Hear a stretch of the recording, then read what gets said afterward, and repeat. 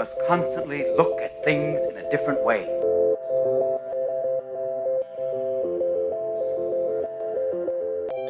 The Healthcare Education Transformation Podcast was created by two physical therapists out of the desire to learn more about the different educational roles in physical therapy and healthcare, and how healthcare education works by talking with educational leaders and people with different perspectives within physical therapy and across interdisciplinary lines on how education can be improved to disrupt the status quo of healthcare education.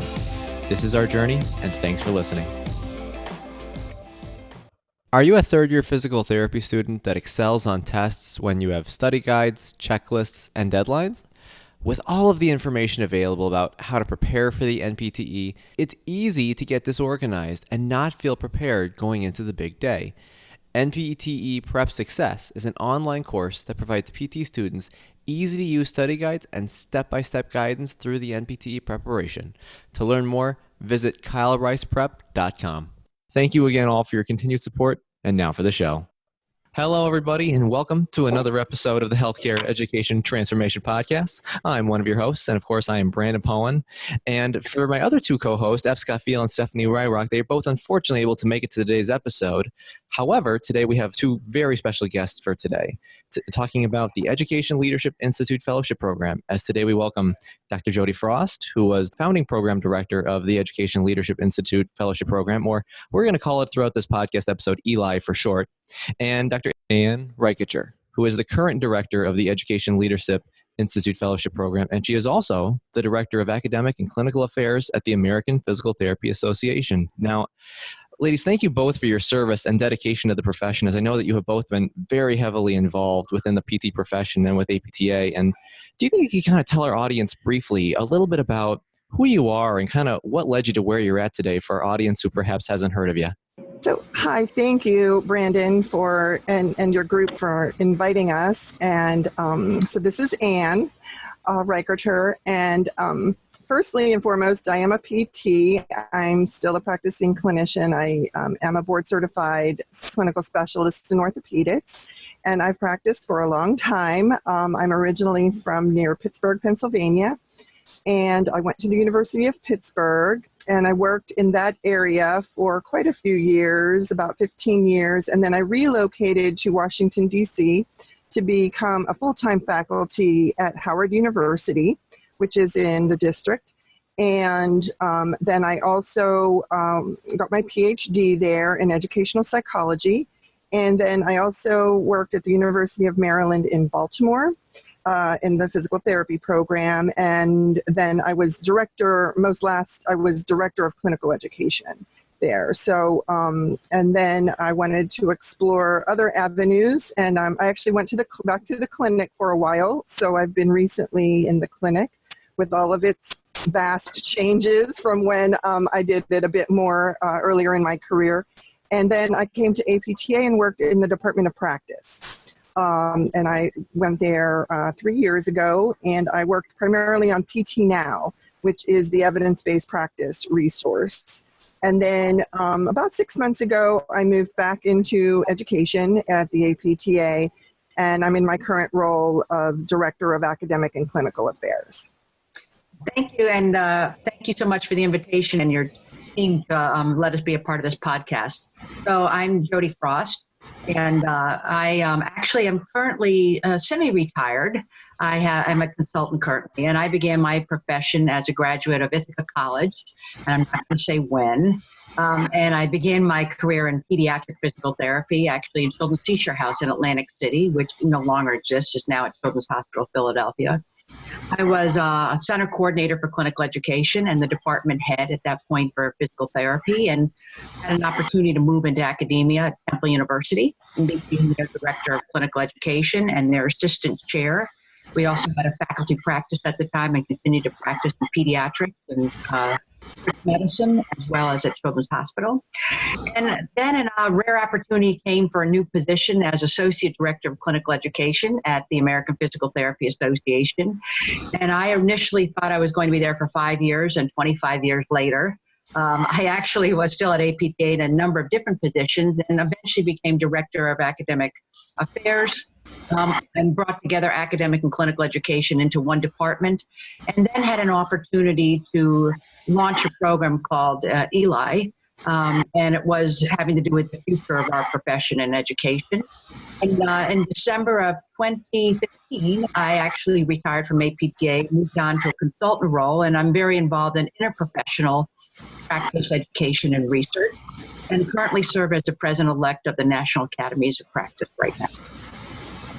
Well, awesome. And it's so great to have you both on, and especially talking about, this unique program and such, because I know in general, you both have been pretty heavily involved, with Jody being the founding program director and Ann being the current director. So, for perhaps some of our listeners who have not really heard of this program specifically in general, what exactly is the ELI program? So, Brandon, as you mentioned, it is the Education Leadership Institute Fellowship, or ELI. And it is primarily a program to develop skills, behaviors, and leadership in aspiring or current program directors of physical therapist and physical therapist assistant educational programs. So it's a 13-month fellowship program, and it uses blended learning. So it has a high degree of distance education. However, it does use face-to-face meetings 3 times a year for several days. Cool. And just for kind of some other people, like something that, of course, I always think about when I'm considering something for continued development that, of course, has to be in the back of my mind for consideration is cost. And when looking up on the website for the ELI program, it says that the total cost for the program is about $12,000, with the tuition rate being about $6,500. So just to give our listeners some context here, do you think you could kind of tell us specifically what is included within the cost for the program? That would include access to all of the course materials, the costs for the speakers, and things like that. That's for the tuition, et cetera. However, there are books, as every student knows, and also ability to travel and financial support is needed to travel to the face-to-face meetings. Gotcha. So kind of gathering that it's about a 13-month program, and there's 3 meetings, of course, in which people kind of get together. Just because for our listeners, perhaps a little bit curious, like I know you kind of mentioned the overall brief layout of what the program is, but kind of how is it generally structured within those 13 months to kind of go over kind of specifically what those people that are going through the program are going through? Right. So I kind of look at it as the rule of 3s, it seems. So it's well designed. So I can compliment Jody and the initial groups that developed it. So the 13 months is basically split into thirds, and there are 9 modules total. And each module, group of modules, 3 modules are of a similar topic and grouping. So the first 3 modules basically tries to get the fellows on a grounding of what is leadership theory, what is leadership at their institution, looking at a lot of self-reflective pieces. And then after that first module of 3s, they have an on-site meeting, which is held at the Educational Leadership Conference, which is held in the fall. And it's held just prior. It's not part officially of the meeting, but it's held prior. And we just see a large benefit to that is that then that's the first time that the fellows get to meet one another in person. They start to network, and then prior to the ELC, it's kind of a nice initiation to have them network then within the broader educational leadership of the association and academia. Then the second 3 actually have a lot more to do with their legal issues, human resource issues, student affairs. So kind of the nuts and bolts of what might be in their jobs. And then the same thing occurs. There's an early spring on site where they get together, and in addition to the speakers from the groups are there via virtual. And so it's a nice interaction in conjunction with their mentors. So they work with their mentors both distance and on site at these meetings. And then the next third has financial and other types of leadership, kind of like a closing session as well. And then they have their last on-site, where again, they basically will work on what they've learned. They work on a development project as well, a leadership project. And so they also have a graduation then at that last event at the end of the year. Very cool. And, I know kind of just going back and you kind of talking about kind of what it involves now. So Jody, with you being kind of the founding director of the Eli program, do you think you could tell us kind of about the why and kind of how this program was initially developed to kind of give some context? Sure, happy to do that. So in 2008, there was a group that came together, an oversight group, and these are visionary individuals, and they range from a provost of a university to a dean to faculty who were PT and a PTA program director as well. And they conducted a needs assessment, and the needs assessment was to determine what is really going on in higher education leadership. And they discovered a significant shortage that was being anticipated in 3 to 5 years in both PT and PTA program directors, the likes of which was around about 135 of those directors. And the question arose, how are we going to fill those vacancies with individuals who have the knowledge, the skill, the vision, and the strategic thinking to be able to handle higher ed leadership, which has changed dramatically over the last 20 years. You really, budget implications, position, power, the authority, those types of things that go in that position are at risk if you don't have competent leaders. So the next thing we did is there were actually 2 of us, my colleague Janet Besner at the time, who was vice president, and myself, we actually went other higher ed leadership programs to explore and create a matrix of what they did. And they included like medicine, and we actually had a representative from medicine who was currently a president of a university who helped develop AAMCs. We went to dentistry, pharmacy, speech language pathology. We looked at Harvard Business School, and HERS leadership program, and we were comparing them across like categories. So length of program, what they were called, what the graduates were called, what the cost was, how they were structured. And based on that and the needs assessment, a 3rd assessment went out to current program directors asking if you were to build a leadership program, what content should be in it? And we asked them to rank order and high priority. And interesting, everything was a high priority. There was highest priority, medium high, and low high, but nobody listed anything low. So with that, they put together what was the outline that is now what the current Eli program looks like. So we went with a hybrid model. The other programs we looked at did not have a hybrid. They were all face-to-face. And based on a survey, we discovered that our faculty could do some face-to-face coupled against a conference like ELC, but they had to do most online because they were working. And that they wanted the leadership embedded in what they were doing in their institutions. And one of the other critical elements is that the institution that they were working at is the one who pays for the tuition. So the application, the nomination has to be in partnership with their supervisor who says, yes, this individual on a recommendation is ready for this, has the time to do this, as well as residency and fellowship program directors, directors of clinical education. Unfortunately, with this program, early on, we had to make the decision it was not for clinical leadership. And we had in the past people applying and asking, I'm a director of a PT department in clinical practice, and I come to your program. And this program was designed specifically for higher education leadership, not that a comparable one couldn't be developed for practitioners. The other thing that happened is after we had all this data, as a member of APTA and a staff member, you have to go to the board of directors and gain approval.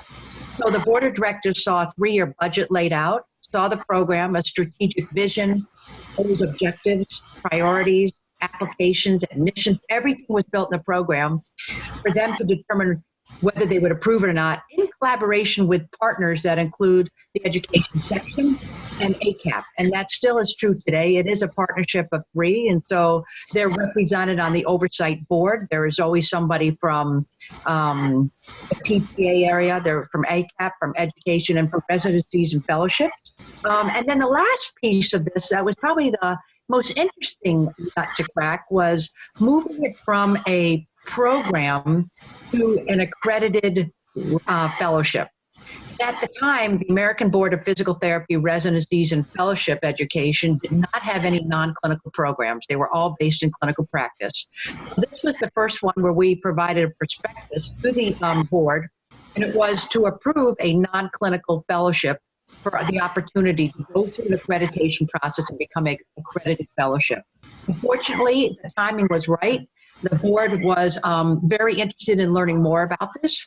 It was the first program to go through, and it went through with flying colors and has also gone through a reaccreditation process under both Libby Ross, who was the former director, who currently is an accredited fellowship by the American Board of Physical Therapy Residency and Fellowship Education. The reason that's important is that puts a high standard and seal approval on this program, that it had to meet a quality threshold that's comparable for other fellowships across the profession and other professions as well. So I think that's also important, that Eli is not a continuing education program.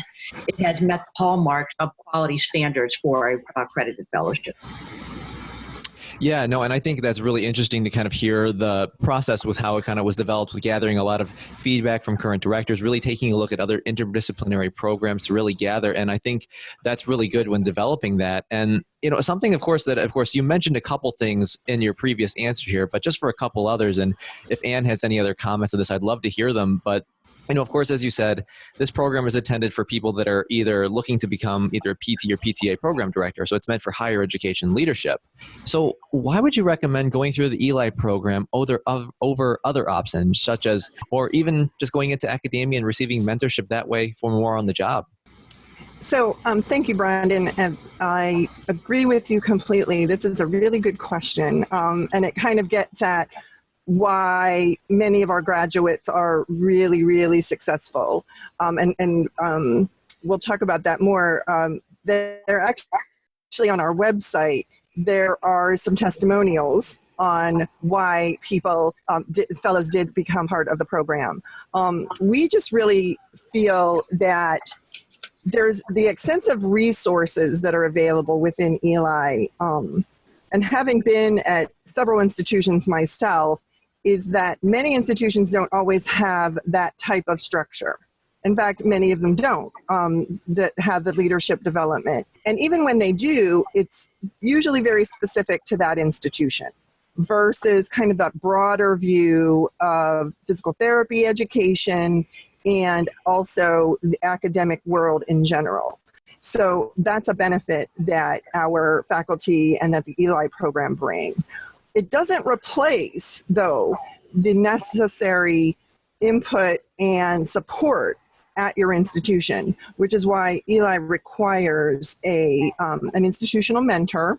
So in addition to the physical therapist, administrative mentors that we rely on through Eli.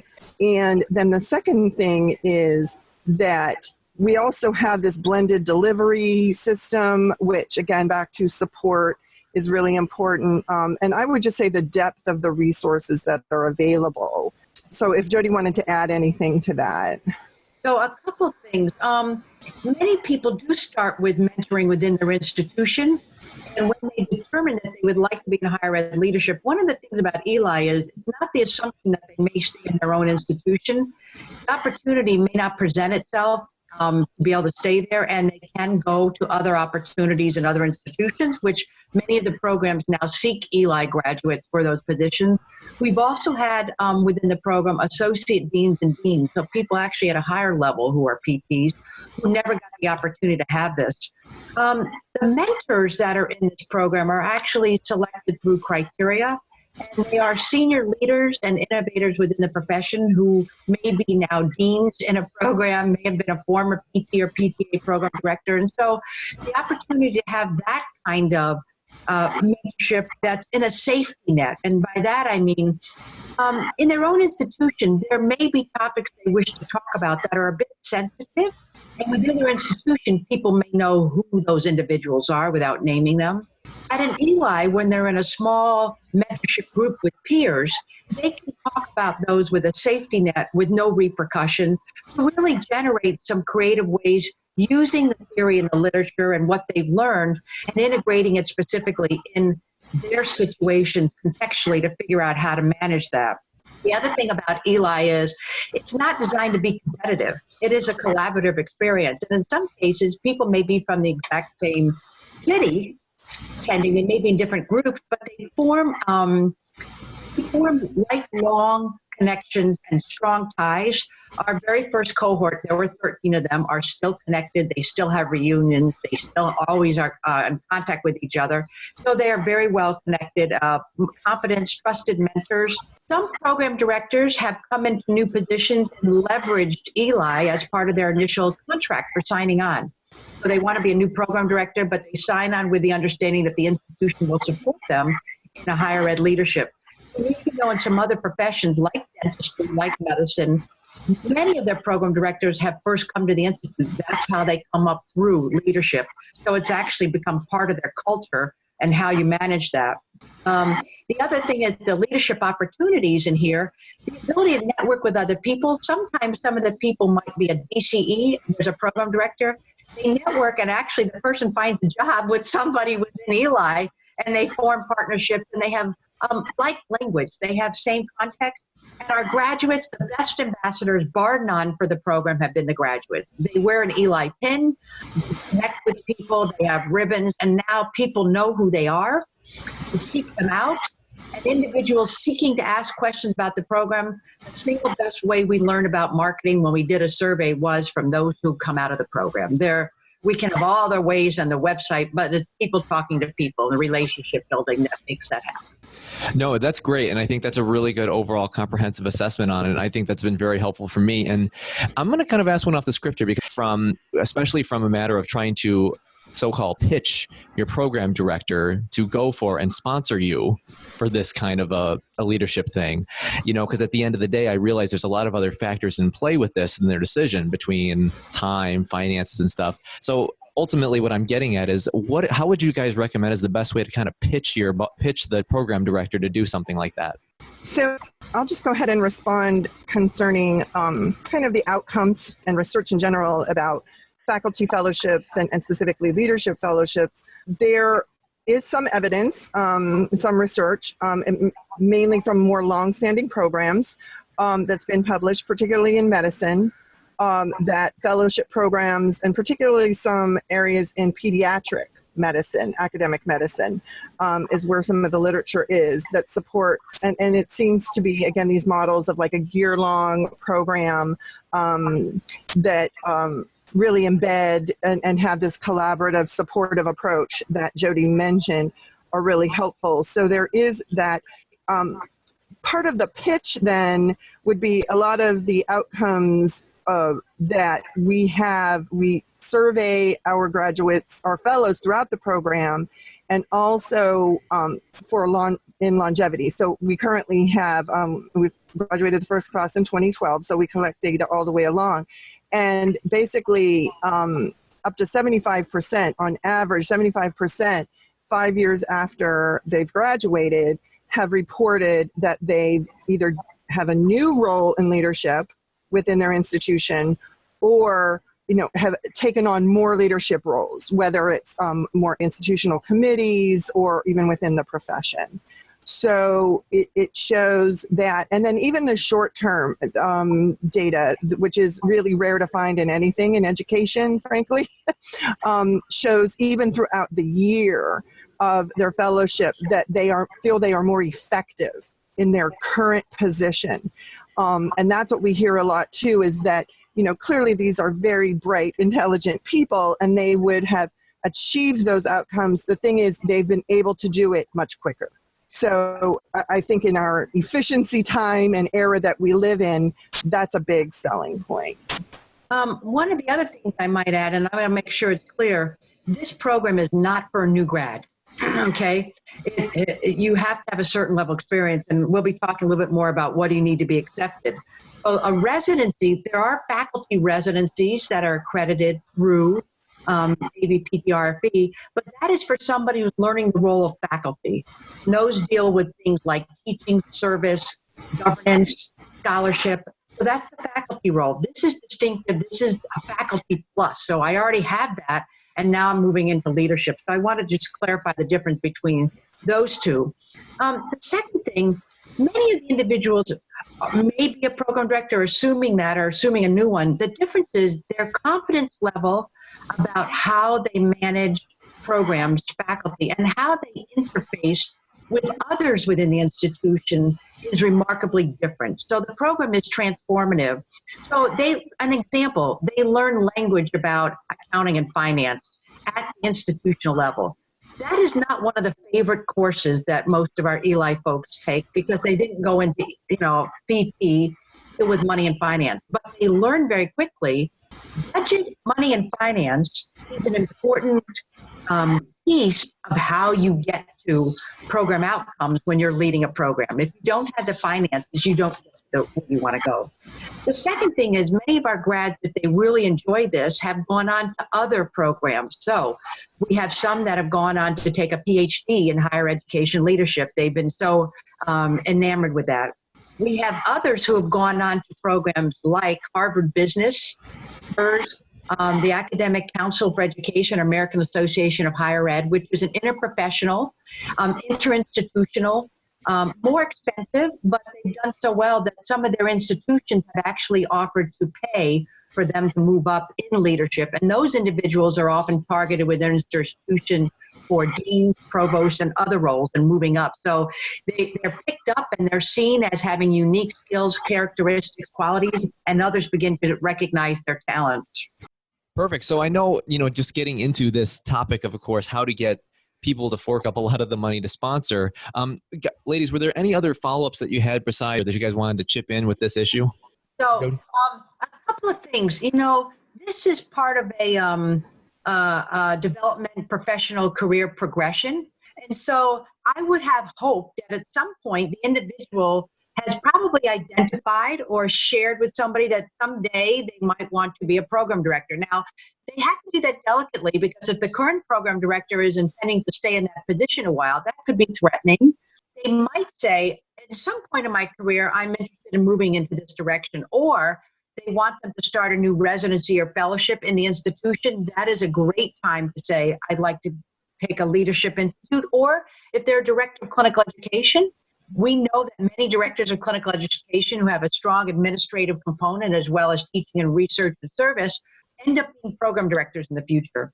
So one of the things I would pitch is go into the program director or the dean and say, I'm looking for a more formal way to develop and hone my knowledge and skills in leadership development in higher education. And maybe there's one in your institution. Maybe you first attend that and see if you like it. Someone might say, we have one we offer for faculty at this institution. If I was a faculty member, I'd say, let me try that first. Let me see if it's something that suits me. And from there, I might say, I really like this. I think I'm cut out to be in leadership. I'm interested in it, but I think I'd like something more formal that really gives me a formal curriculum, a formal mentorship process, and a formal recognition process that when I graduate, I'm recognized as a fellow who comes out of a leadership institute as opposed to a continuing ed program. It does make a difference on your business card or your resume when it says fellow Education Leadership Institute. That's a formal process, and you'll see others from other professions with the same nomenclature on their cards from other disciplines. Yeah, no, I think that's really helpful. And, I know we've talked a lot about kind of the big pros and a lot of the strengths behind the Eli program, but from your guys' personal insights and kind of maybe what you've heard from some of your fellow graduates, what are some of the limitations that you guys think of the program, and how is Eli looking to change and adapt to best accommodating those? So some of the limitations, and of course I wouldn't necessarily call them limitations, but areas for challenge. One thing that we've noticed is just the constant evolution of technology in delivering the program. So there are always better ways to communicate in these times, and kind of just staying with the curve on that. In addition to working with, because we do have many institutions working together on the technology. So kind of streamlining those pieces and always working on the delivery of the educational modules. And secondly is just also continuing to stay relevant in the leadership literature. And so ongoing curriculum assessment and, potentially design as we move forward and evolve, not only just in higher education, but in physical therapy, higher education as well. And a couple of other additional challenges I've heard from graduates is it's a time investment, and they all have full-time jobs. Making a year-long commitment, which is reading, which is investment of time, which is connecting, which is online mentorship with faculty, takes time, and they have to figure out how to put that in their schedule. And they also acknowledge at times they're behind, and sometimes they're ahead because of everything else going on in life. One of the other challenges is the majority of the faculty are not physical therapists, because we're talking about expertise in program assessment. So there are times when faculty choose to move out of the program, or they're retiring from higher ed and they're retiring from the program. And finding the high quality faculty in the other professions who are willing to make a commitment for what, I would be honest, is not a lot of remuneration. They believe in the program and what it brings forward. They are remarkable. They end up also connecting with graduates when they come out of the program. They are lifelong program. And the third part, I would say, is not a limitation, but it's an opportunity for the learner. People have to be vulnerable in this program. There is a great deal of honesty among colleagues and mentors about the individual and their leadership frames, how they think, how they approach, and people in a gracious way are honest with each other. And the people going through this program are vulnerable enough and have to do a lot of self-reflection and assessment to really answer some of these more difficult questions that many of us in our life would like to ignore or choose to put off. And in this program, it's kind of hard to do that, because you're bringing situations forward that you need to know how could I manage this differently, which means I have to do an honest self-appraisal. So that's probably the one that most people don't think they're going to have to do going the program, and discover fairly quickly on the first onsite, oh dear, this is also about assessment and reflection. No, but I like that though, because honestly, I think even just for me as a clinician, I mean, I feel like that's been one of my biggest keys to actually really developing, is seeing what are my strengths, what are my weaknesses, what went well, what didn't, consult maybe a mentor because sometimes the self-assessment is good, but I've learned that sometimes you don't realize certain things that you do. I mean, myself, and then you need sometimes an objective third party to say, do you realize you say this or do this a lot? And you're like, nope. But now I'm going to think about that every time now. But no, I think that's great though. And, earlier on in the episode, this is kind of an outside Eli question specifically, just kind of a general DPT higher education question, is that regarding kind of the shortage of faculty and the difficulties with that. And, of course, as we all know, with DPT student debt rising and the PT clinician pay ceiling occurring, I'm really curious on your guys' thoughts on how to handle grooming kind of the next generation of PT educators with, current terminal degree requirements for 50% of staff per CAPT, kind of with the current debt and financial position faced by newer clinicians and students to really meet this demand. So, Brandon, obviously many people are thinking about this and addressing it. APTA does have a financial solution center that I would absolutely encourage both pre-physical therapy students and current physical therapy students, as well as new graduates, to investigate, because that's actually a project that I worked on when I was in the Department of Practice at APTA. And I think right now it's not well enough known. There's lots of financial literacy information there and from vendors. So I would absolutely encourage people to go to the APTA, and it's the APTA Financial Solutions Center. But specifically to faculty and other avenues for that matter, I personally am a good example of most of my whole graduate education, both a master's, a TDPT, and a PhD, were through either my continuing education when I was a clinician or tuition remission when I was a faculty member. So, to think strategically about those things as you move forward in your finances, because clearly the debt is, college tuition is not going down and it's not even staying the same. But again, strategizing your career is really that long-term planning, and that includes finances. Jody, do you have any suggestions? And I'm going to echo, in the past 20 years, tuition for colleges, regardless of physical therapy, have risen exponentially, well over 262% actually in the last 20 years. So this is something that's not going away. But if you think about Eli and you realize the graduates learn to think strategically, then that program would be a great way for those graduates to think strategically about how can we redesign physical therapy curricula in a way that is more effective and affordable for graduates, recognizing that debt load and tuitions aren't going down. So these are individuals who are being poised to think in a way that might be more strategic, might begin to examine, are there ways we can still have competency-based outcomes, but do it in a shorter amount of time without being punitive?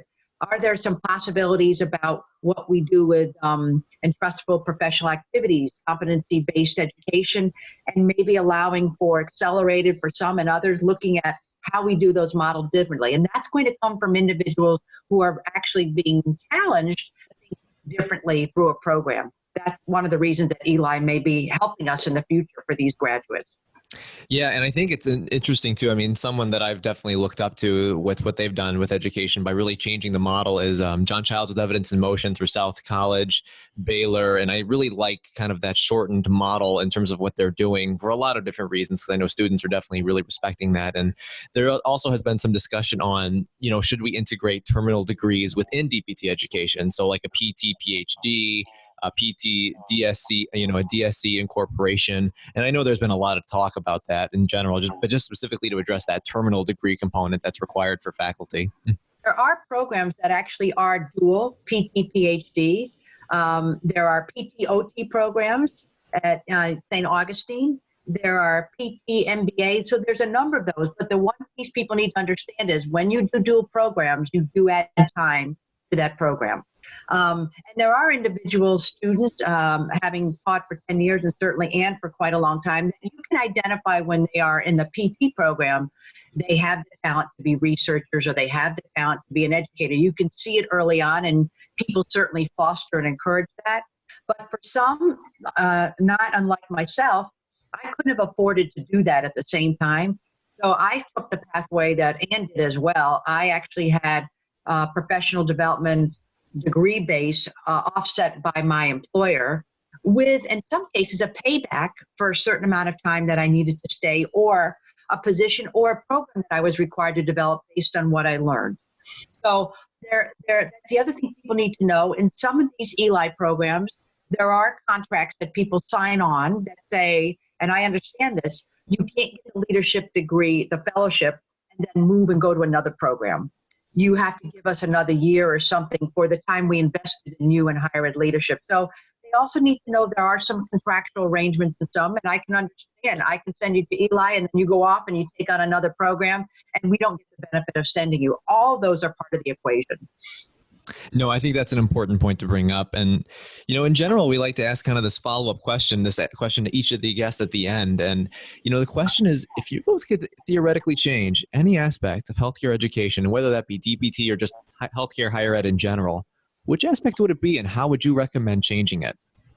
So Brandon, I get to answer from a perspective of we're actually working on my biggest want and challenge. As I mentioned in my personal experience, I've been a clinician and a clinical instructor a long period of time. And then I was involved in clinical education on the academic side for quite a few years. And clinical education of physical therapists and physical therapist students, we know, is challenging for many, many reasons right now, mostly environmental. So now APTA has developed some charges, to address some of the issues related to clinical education for our department in conjunction with our partners of ACAPT and the Academy of Physical Therapy Education to work on clinical education. So I'll be working on that heavily in addition to Eli for the next few years, for sure. For a lifetime, actually. I'm going to take a slightly different tack. So higher education was originally put into place many years ago, and it's designed for three fundamental functions. One is it's the place where new knowledge is born. research, knowledge, and they contribute. The second is that it has a long memory. It has institutional memory. And the third is really about mentorship. It's about helping grow people, and they connect people to help their career. And the thing that higher ed is coming into direct conflict with is called the reality of the 21st century and technology in the future. So my wish for the future are really three things, and it's really transforming higher education in a broader mindset. And one is the ability to do risk-taking. Higher education is steeped in history. I call it like turning the Titanic. It does not take risks well. And that translates to physical therapy educators who work in that institution where risk-taking needs to be done. The second is there needs to be greater intentional collaboration to take on issues such as new technology, disruptive innovations, big data analytics, and find ways that those get infused in the curriculum in ways that are functional for graduates who have to practice. And the third is that our programs need to do a better job of assessing outcomes, not in relationship to what they teach, but in relationship to patient care. So many of the outcomes are defined by graduation and licensure. They're defined by employment, how many get jobs. They're not defined by how do our graduates make a difference in today's healthcare and in the future. And they're going into patient care that is actually not going to be patient-centered anymore. It's going to be patient-driven. And that means the patient will own their records. The patient will have the selection of who they want to go to and who they want to pay for. I don't know if our graduates today are prepared for a patient-driven healthcare system. And that means a very different way of looking at what physical therapy education is all about.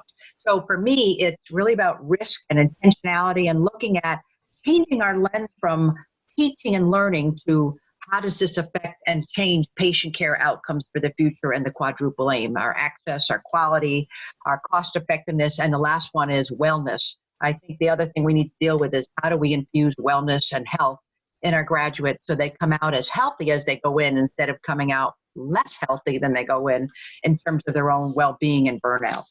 Yeah, no, I think those are some really good points there. And I really respect and agree with both your answers there. And frankly, I'm thankful for the time and insight you guys have provided today regarding the program and just education in general, because I've definitely learned quite a few new things. I'm sure our listeners were as well. But for our audience, perhaps, who if they have a further question or anything like that regarding the program or even on something that we hadn't talked about, where would you guys recommend is the best place that they can either reach out to kind of gather more of that information? So I'm going to highly recommend the Eli website. You can go to the apta.org, and actually the easiest way is to just type ELI into the search bar, and you will get the overview, information about the curriculum, and also for applicants. Perfect. Well, thank you again so much, ladies. It's always a pleasure. Thank you very much, Brandon. Access to healthcare is one of the largest issues facing both providers and patients, as millions of people worldwide lack timely and affordable access to healthcare. Anywhere Healthcare, a telehealth platform, is a simple, low-cost option for providers and patients that eliminates the barriers to access to all kinds of healthcare. To find out more, check out anywhere.healthcare, which is available in our show notes. And if you use the code HET in all caps when you email to sign up, you'll save 25% off the total cost. Thank you for attending class today, and we hope that you learned something and gained value from the content. If you'd like to schedule office hours with us, feel free to add us on Twitter at HET Podcast, on Instagram, HET Podcast, on Facebook, the Healthcare Education Transformation Podcast, and the homepage, healthcareeducationtransformationpodcast.com. And for those of you following along in the syllabus, extra credit can be obtained by liking us, sharing us, and leaving a review. Let's continue our journey up Mount Educational Success as lifelong learners.